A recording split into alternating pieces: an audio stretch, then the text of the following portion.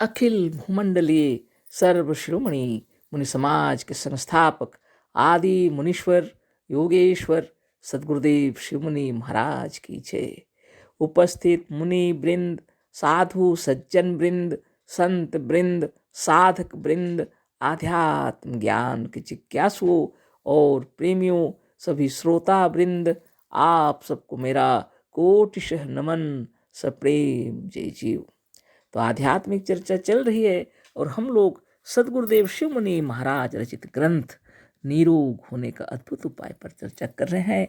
अध्याय 15 पर चर्चा हो रही है और शीर्षक है डॉक्टरों से हानि। और इसी विषय वस्तु पर हम लोग आगे पढ़ेंगे, है ना। हम लोग जो पढ़े कल कि औषधि खाने से जब रोक दी जाती है किसी बीमारी को, है ना, जो कि बीमारी नहीं थी, वास्तव में वो जीवनी शक्ति थी, हमारे शरीर की सफाई करने वाली थी, लेकिन हम डर के मारे जब डॉक्टरों के पास जाते हैं तो वो उसे बीमारी कहते हैं, वो भी वही पढ़ाई की है ना, तब वो दे देते हैं औषधि, तो वह रुक जाता है। इससे क्या हो जाता है, देखिए, यह विष जो है जीवनी शक्ति निकालना चाहती थी, जिस विष को वो निकलने का दूसरा मार्ग बनाने लगता है, और इससे शरीर के किसी न किसी अंग में पीड़ा होती और एक दूसरा भयंकर रोग खड़ा हो जाता है। पीड़ा होने के कारण जीवनी शक्ति को इस भयंकर रोग से लड़ना पड़ता है, और बार बार ऐसी लड़ाई लड़ने से जीवनी शक्ति क्रमशः क्षीण होती चली जाती है। इसलिए योगाभ्यास करते रहिए, निरंतर ध्यान लगाते रहिए, सुबह शाम योगाभ्यास कीजिए, जो सदगुरुदेव शिव मुनि महाराज प्रदत्त चक्र भेदन साधन है और प्रणव और प्राणायाम है। इससे जीवनी शक्ति फिर से सजीव और सचेतन हो जाएगी, शरीर के रोम रोम निर्मल और निरामय हो जाएंगे। जहाँ कहीं भी वह जीवनी शक्ति कमजोर पड़ गई है वह ठीक हो जाएगी, है ना। तो आगे सदगुरुदेव जो लिख रहे हैं वहाँ से हम लोग आज पढ़ेंगे। तो वैसे तो सदगुरुदेव की सभी किताबों को जब भी आप पढ़ें मन ध्यान लगा कर पढ़ें। सदगुरुदेव की प्रत्येक वाणी, है ना, अद्वितीय है, अनुपम है, जो हमारे अपने आप को उच्च से उच्च स्थान पर ले जाती है और हमारे हृदय की सारे भ्रम को दूर कर देती है, चाहे जिस विषय में भी हो। तो यहाँ रोग के विषय में चर्चा हो रही है और उस विषय में आगे हम लोग पढ़ रहे हैं ना। यह तो एक बात हुई, यानी दवाई खा लिए और जीवनी शक्ति जो पीड़ा थी उसको बंद कर दिया उन्होंने दबा के, तो दूसरी ओर रास्ता खोजे, है ना। ये चला और क्रमशः युद्ध चलते रहता है और धीरे धीरे जीवनी शक्ति कमजोर होने लगती है। बारंबार औषधि खाना किसी विषय वस्तु को लेकर के बहुत पीड़ित हो, ऐसा असाध्य तकलीफ हो तो अलग बात है ना। असाध्य तकलीफ तो कब होता है, जब हम लोग स्वयं धीरे धीरे अपने को उसी तरह औषधियों के भीतर डाल देते हैं। ऐसी असाध्य तकलीफ नहीं होने का, है ना। आगे पढ़ते हैं, आप भी विचार कीजिए। यह तो एक बात हुई, दूसरी बात यह है कि डॉक्टर इतना ही करके शांत नहीं हो जाते, किंतु रोगी को खाने के लिए वह चीजें भी नहीं देते जिसे वह चाहता है। शरीर के अंदर जब विकार उत्पन्न हो जाता है तो खाने की इच्छा जो होती है उसको डॉक्टर लोग कहते हैं इससे बीमारी बढ़ेगी। कारण ऐसी है कि जीवनी शक्ति को सहयोग करने के लिए हमारे अंदर में एक इच्छा जागृत होती है, यह चीज खाएं, है ना। तो डॉक्टर उसी को मना कर देते हैं, उसको खाने से तो फिर गड़बड़ हो जाएगा, डर के मारे हम लोग वह भी नहीं खाते। लेकिन शरीर के अंदर प्रकृति से ऐसा नियम है, हमारे अंदर शरीर के अंदर जब किसी वस्तु की आवश्यकता पड़ती है, किसी तत्व की आवश्यकता पड़ती है तो रुचि जागृत होती है वही चीज़ खाने की। लेकिन जब दवाइयाँ खाते हैं और उस चीज़ को बंद कर देते हैं तो डॉक्टर फिर कहते हैं ये चीज़ मत खाओ, तो नहीं खाना पड़ता।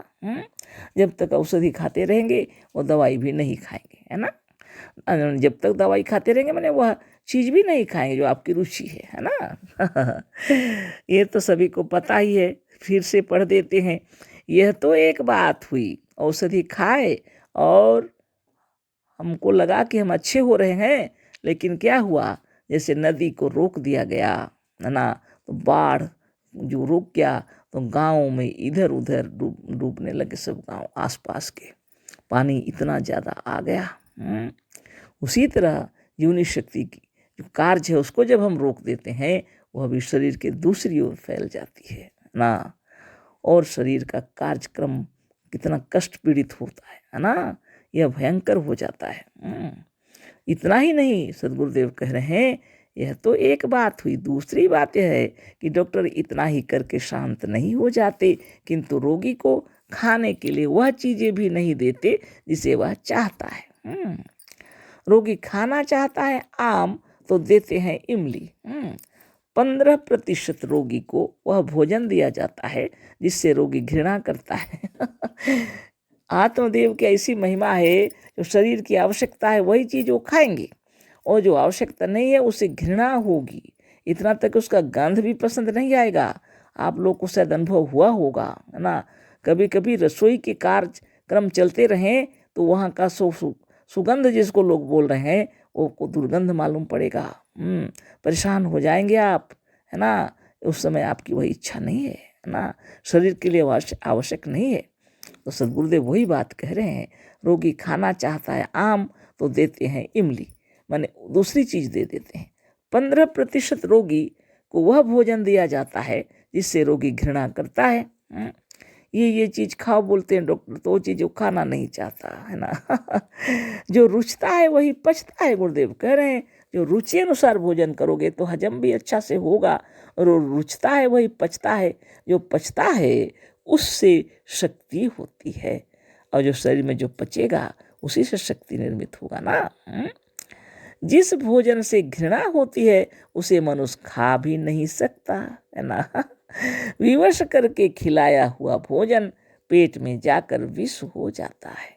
जबरदस्ती भोजन को खिलाएंगे तो वह जाकर विष बन जाता है शरीर के अंदर। जिस भोजन से घृणा है उसी को डॉक्टर के कहने से खाकर मनुष्य अपनी आयु को क्षीण और जीवनी शक्ति को निर्बल बना देता है। जिसको खाने के लिए डॉक्टर बोल रहे हैं उसको खाना मुश्किल, जबरदस्ती खिलाएंगे तो फिर क्या होगा, जीवनी शक्ति क्षीण होने लगती है, निर्बल हो जाती है जीवनी शक्ति, आयु कम कर देती है ना।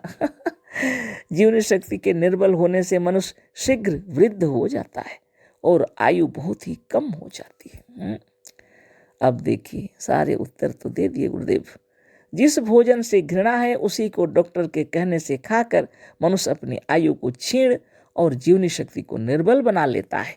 जीवनी शक्ति के निर्बल होने से मनुष्य शीघ्र वृद्ध हो जाता है और आयु बहुत ही कम हो जाती है। सोच लीजिए, है ना, कितनी बड़ी बात है। तो साधारण साधारण बातों के लिए औषधि ना ही खाएं तो अच्छा। निश्चित रूप से प्रकृति के नियम का पालन करना चाहिए। ठंडा का मौसम है, बहुत तेज ठंडा है, तो आप क्या उस समय फिर वैसा ही कार्य करेंगे, ठंडे ही चीज़ों को खाएंगे, है ना।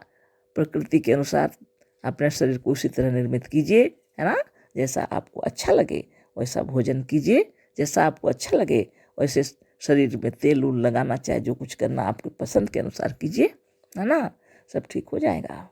योग साधन कीजिए अच्छे तरीके से, तो शनैः शनैः शरीर की जीवनी शक्ति बढ़ने लगेगी, है ना। जो जीवनी शक्ति घट गई है, जो शरीर क्षीण हो गया है, जिसमें निर्बल शरीर हो गया है, दुर्बल हो गया है, वह शरीर स्वस्थ होने लगेंगे जब आप योगासन करने लगेंगे। प्राणायाम कैसे करना चाहिए, प्रणव कैसे करना चाहिए, चक्र भेदन कैसे करना चाहिए, अच्छे से सीख लेना चाहिए, है ना।